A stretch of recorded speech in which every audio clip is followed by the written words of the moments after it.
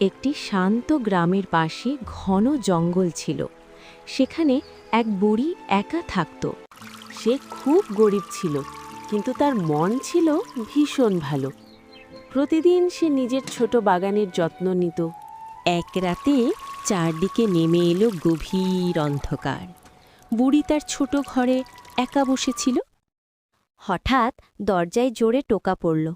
ঠক ঠক ঠক। দরজা খুলে বুড়ি দেখল এক ভয়ঙ্কর ডাইনি তার সামনে দাঁড়িয়ে আছে।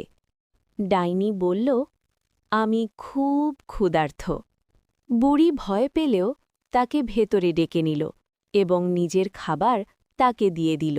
এত ভালো ব্যবহার পেয়ে ডাইনি অবাক হয়ে গেল। তার কঠিন মন ধীরে ধীরে নরম হয়ে এলো। ডাইনি বলল, তুমি খুব ভালো মানুষ। সে বুড়িকে একটি জাদুর বীজ উপহার দিল।